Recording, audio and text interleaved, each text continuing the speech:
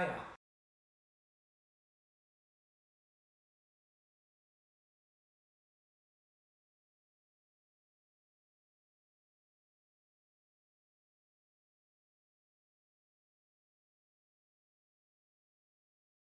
Hiya, and welcome to our online wine tasting tutorial.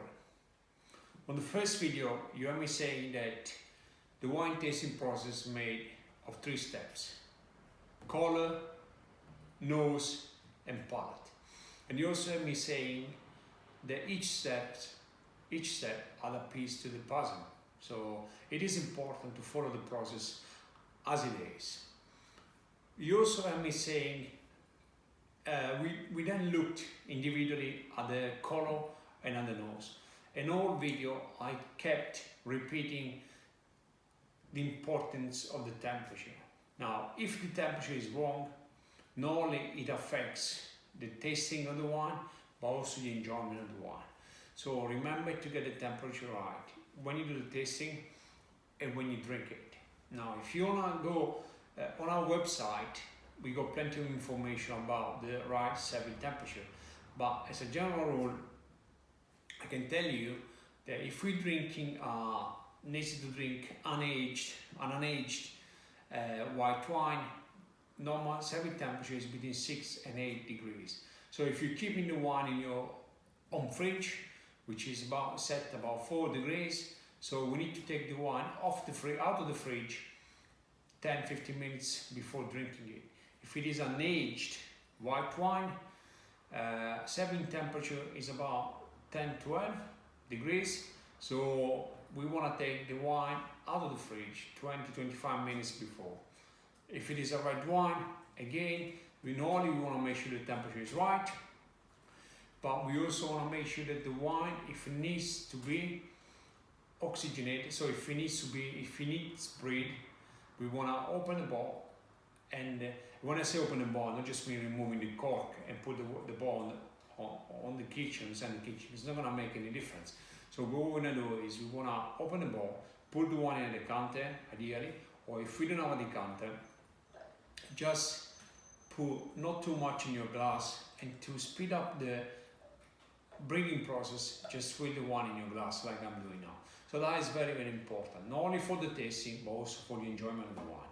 Because if you get that wrong, then not only you won't be able to taste it, but you won't enjoy your wine. As simple as that.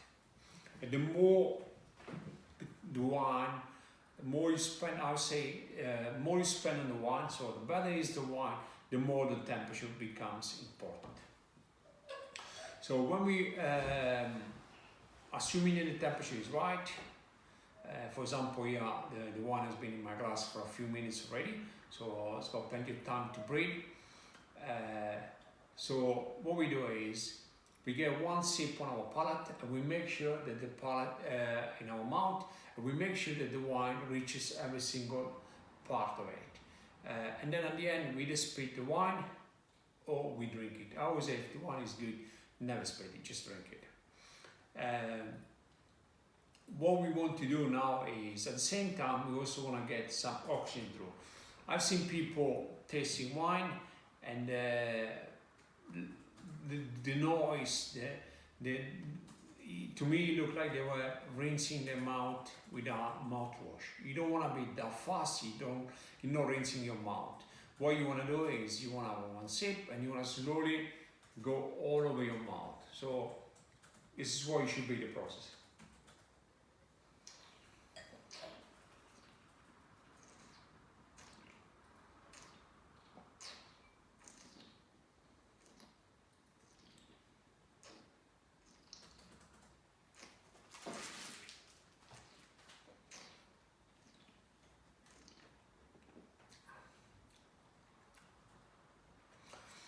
So what we get by doing that, we can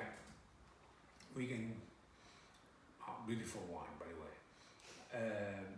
What we do is we get to see the tannins, which is what we feel on our gums, the acidity on the sides, the texture of the wine, the alcohol content, the flavor of the wine, the length of the wine. So that means that once the wine is gone, whether we still get the wine, the flavor of the wine in our mouth, or not. So that's an important element.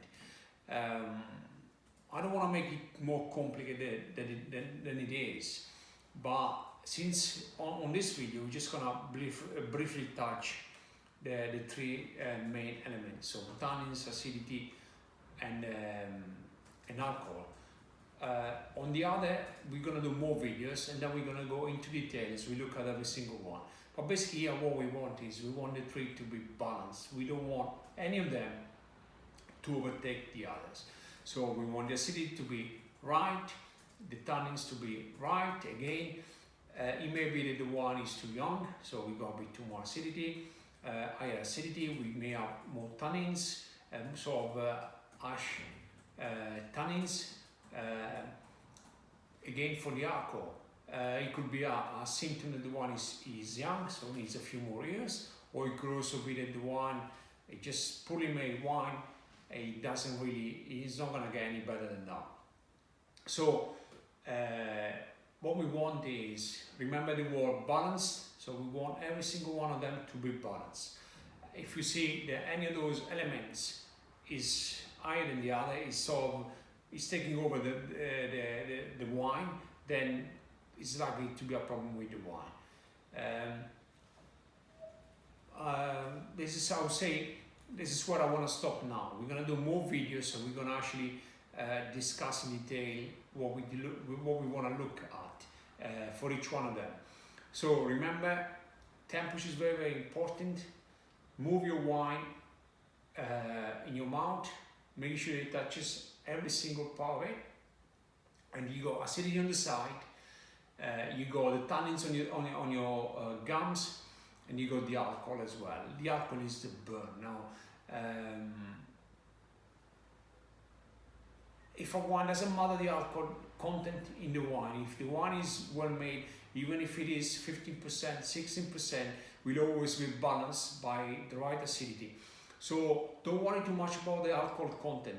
Always remember the balance. If the wine is balanced, it's good. It may be too young, but it is a good wine and it's worth drinking it. If you see that any of them is too much, then just cook with it or just throw it out in the sink. So if you got any question, remember the hashtag AskAndrea, and we see you on the next video. Salute!